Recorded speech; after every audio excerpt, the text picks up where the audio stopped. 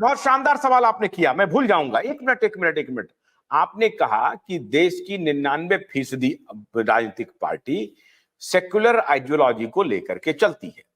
Bharatiya Janata party ने पिछले 10 वर्षों में यह साबित कर दिया कि ये जो सेक्युलर आइडियोलॉजी है ये कुछ भी नहीं है। हमारी जो आइडियोलॉजी है, जिसको आप सांप्रदायिक कहते हैं, हम ही रिलीजियस आइडियोलॉजी है, हम ही भारत का प्रतिनिधित्व करते हैं, हम ही सेकुलर हैं। हमारा जो आइडिया है वही सेकुलर है। इनका जो सेकुलर है वो छद्मी सेकुलर है, उनका अपीजमेंट का सेकुलरिज्म है।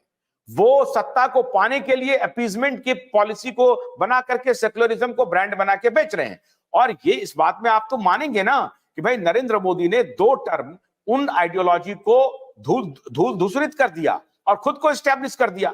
इसका मतलब है कि नरेंद्र मोदी के विचार से लोग सहमत हुए, तभी तो वो दूसरी बार सत्ता में आए और इस बार तीसरी बार आने का दम ठोक रहे हैं। ये मैं कह रहा हूं।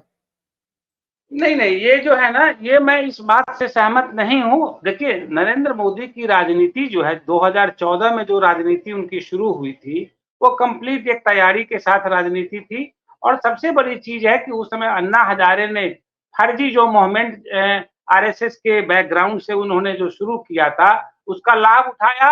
और उसमें एक बड़ी बात ये थी कि कांग्रेस के भ्रष्टाचार को इस तरह से फोकस किया गया जो कांग्रेस उसमें लपेटे में आ गई और नरेंद्र मोदी आ गए। ये तो उस समय की राजनीति थी। 2019 की राजनीति का एक एजेंडा दूसरा था।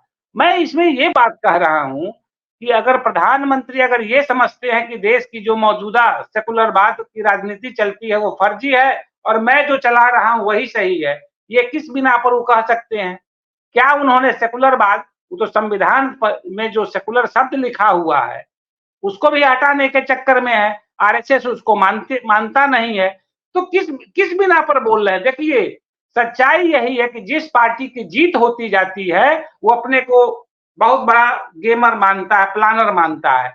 जिसकी हार होती है वो जमींदोज होते चली जाती है।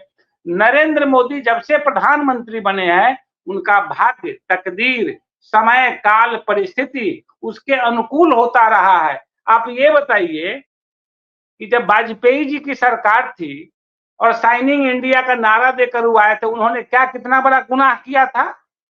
लेकिन उनकी सरकार नहीं चली। आ गया वो यूपीए या जो भी आया, कांग्रेस का 10 साल सरकार चला। क्यों चला? उसने क्या कर दिया था ऐसा?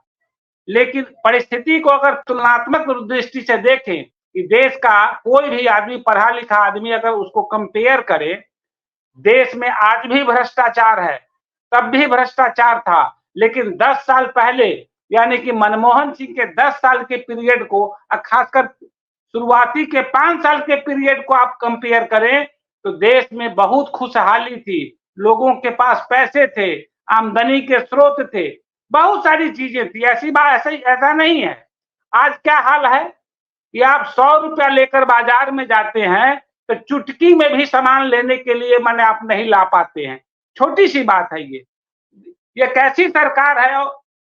यही सरकार कहती है कि 25 करोड़ या 15 करोड़ गरीबी रेखा से लोगों को हमने बाहर कर दिया, 80 करोड़ लोगों को भूखमरी, खुद ही बोलते हो विज्ञापन में कि 80 करोड़ लोगों को हम चावल बांट रहे हैं, अनाज बांट। ये क्या है भाई?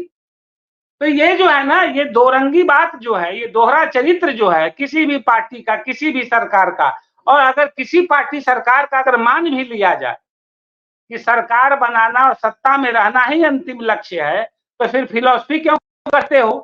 कहो कि मैं झूठ भी बोलता हूं, सामने वाला झूठी, कोई भी पार्टी झूठ बोलती है, दलाली करती है, भ्रष्टाचार है। आप स्वीकार कर सकते हो छाती पीट कर कि हम दलाल हैं, झूठ बोलते हैं, ठगी करते हैं, और जो बोलते हैं उस जुबान पर खरा नहीं उतरते हैं।